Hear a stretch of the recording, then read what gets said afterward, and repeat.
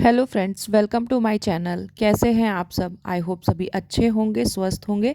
तो फ्रेंड्स, आ चुके हैं हम अपने नए ब्लॉग के साथ। और आज देखिए, मैं अपना मॉर्निंग जो मेरा क्लीनिंग का रूटीन है वो आपसे शेयर करने जा रही हूँ। तो बस अभी करीब 7 बज रहे होंगे सुबह के, ज़्यादा टाइम नहीं हुआ है। और आज कुशागर की छुट्टी है तो इसलिए ये घर पे आपको दिख रहा होगा। तो आज मैं फटाफट अपना जो क्लीनिंग का रूटीन है वो आपसे शेयर करने जा रही हूँ। तो यहाँ पे सबसे पहले मैंने आज स्टार्टिंग करी है अपने कमरे से। और आपने देखे, जो हमने कल टेडी वगैरह पूरे धोए थे ना, बस वैसे ही बिस्तर पे फेंक दिए थे लाके बच्चों ने, और उनको कुछ भी मतलब सेट नहीं किया था कहाँ पे वो रखना है। तो अब धीरे धीरे वो सारी चीज़ें भी मैं सेट करती जाऊँगी।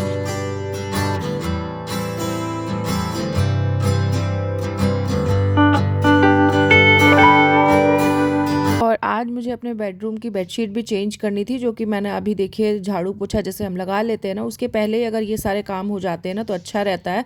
पूरा बेड वगैरह झाड़ के हम बेडशीट अच्छे से बिछा के उसके बाद ही अगर हम क्लीनिंग फ्लोर की स्टार्ट करते हैं ना तो बहुत अच्छे से सफाई हो जाती है हमारे घर की। तो सबसे पहले मतलब पूरे घर को मैं पहले व्यवस्थित करती हूँ, मतलब जो भी सामान फैला हुआ है घर में दिख रहा है या बेडशीट वगैरह जो भी चेंज करनी है, मुझे डस्टिंग करना है, वो सारा काम मैं पहले निपटा लेती हूँ।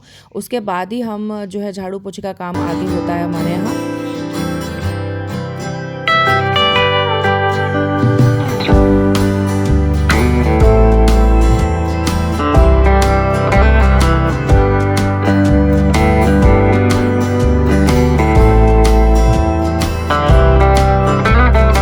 और फ्रेंड्स, अगर हम एक अपना जो रूटीन है ना उसको अगर हम फिक्स कर लेते हैं तो हमारे काम जो है ना बड़ी आसानी से और बहुत जल्दी हो जाते हैं। जैसे कि अभी मेरा रूटीन है कि सुबह मॉर्निंग में मुझे ऐसा लगता है ना कि सबसे पहले हम अपना घर को जो है वो व्यवस्थित कर लें, साफ़ सफाई कर लें, तो पूरे दिन की ये हमारे जो है ना काम की फुर्सत हो जाती है।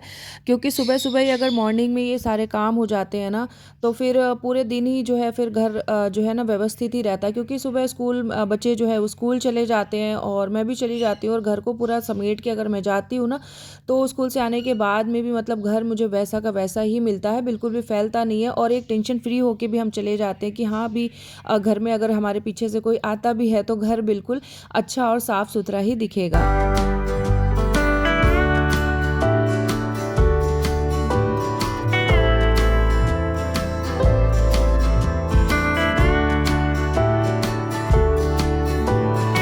फ्रेंड्स, यहाँ पे देखिए, जब भी मैं अपने घर में डस्टिंग करती हूँ ना तो केवल बेड की ही या टेबल की ही डस्टिंग नहीं करती हूँ। जैसे मेरे कमरे में जो विंडो लगा है या फिर जो भी सामान रखे हुए हैं, ये देखिए जैसे फ्लावर पॉट रखा हुआ है एक, तो ये सब भी थोड़ा थोड़ा सा ना कपड़े से मैं झाड़ लेती हूँ। तो इससे क्या रहता है ना कि हमारे घर में बिल्कुल भी डस्ट नहीं रहता, मतलब कहीं पे भी एकदम से डस्ट आपको इकट्ठा नहीं दिखेगा। नहीं तो ये सारी चीज़ें अगर हम छोड़ देते हैं ना तो कभी ना कभी, जैसे अभी विंडो की अगर हम डस्टिंग नहीं करते हैं ना तो कभी कभार जैसे हम कर्टन ओपन करते हैं ना तो बहुत सारी जो है वो धूल उस पर इकट्ठी दिखाई देती है।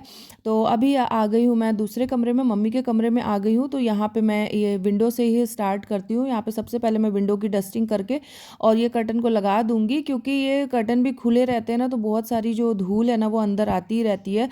पता नहीं कैसे विंडो बंद होने के बाद भी बहुत सारी धूल जो है वो इकट्ठी हो जाती है। और यहाँ देखिए, यहाँ पे विंडो के ऊपर भी हमने कुछ फ्लावर जो है वो लगा रखे हैं, तो इन्हें भी मैं उतार के थोड़ा थोड़ा सा जैसे झाड़ लूँगी। क्योंकि कई रोज़ में अगर हम नहीं भी ये सारी डस्टिंग कर रहे हैं ना तो हफ्ते में एक बार तो इस टाइप से हमें डस्टिंग जो है वो करना ही चाहिए, तब भी हमारा घर जो है ना काफ़ी साफ़ सुथरा रहता है। क्योंकि रोज़ में भी हमें इतना ज़्यादा टाइम नहीं मिल पाता कि हम ये सारी चीज़ें बिल्कुल बारीकी से डस्टिंग कर सकें।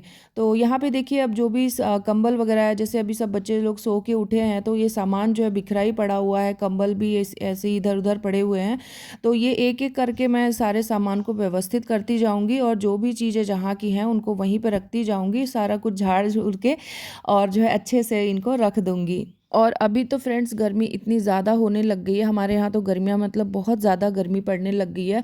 तो और बाहर निकलो ना तो गर्म हवा भी बहुत लगती है। अगर हम दरवाजे भी खुले रखते हैं ना तो बहुत ज़्यादा जो है वो गर्म हवा अंदर आती है।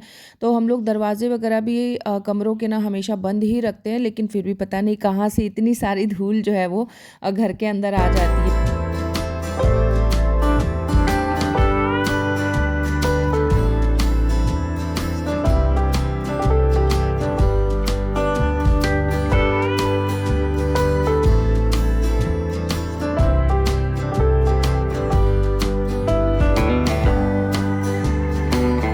देखिए फ्रेंड्स, बातों बातों में ये कमरा मेरा कितने अच्छे से जल्दी जल्दी जो है वो व्यवस्थित हो गया है। और अब बारी आ जाती है बच्चों के कमरे की।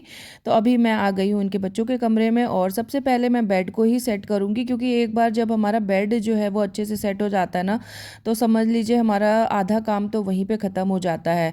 तो सबसे पहले चादर वगैरह को थोड़ा सा ठीक करके अच्छे से व्यवस्थित कर दूँगी, और पिल्लो वगैरह अच्छे से रख दूँगी, जिससे कि सबसे पहले जब कमरे में आओ ना, तो हमारी नज़र बेड के ऊपर ही जाती है। और अगर हमारा बेड अच्छे से व्यवस्थित है, चादर वगैरह अच्छे से बिछी है ना, तो कमरा वैसे ही जो है हमें साफ़ सुथरा ही दिखता है। तो यहाँ पे जो भी सामान वगैरह है, अब इसको पहले मैं सेट करूँगी। तो यहाँ से कंबल वगैरह फ़ोल्ड करके मैंने अलमारी में रख दिया है, जहाँ पे उनकी जगह है रखने की। और अब बारी आ जाती है बच्चों की स्टडी टेबल की। तो ये देखिए, बैग वगैरह इन लोगों ने ऐसे ही फेंक रखे, मतलब आज स्कूल नहीं जाना है तो फिर कोई काम ही नहीं है बैग का, तो बैग पड़े हुए हैं। तो यहाँ पे देखिए, दोनों बच्चों के मैंने बैग अच्छे से व्यवस्थित कर दिए हैं। और इसके बाद मैं इनका टेबल थोड़ा सा सेट कर दूंगी, क्योंकि बच्चे तो कैसे है ना कि एक दो बार तो अनिका अपने यहाँ जो है वो सेट भी करती है, लेकिन फिर वही है कि थोड़े दिन में फिर उनका वही हिसाब किताब हो जाता है। और अभी तो जैसे एग्ज़ाम चल रहे हैं ना, तो बार बार इधर उधर बुक्स निकालना करना, और वो ट्यूशन भी जाती है, तो भी उसकी किताबें जो है ना बहुत ज़्यादा जो है फैल जाती है।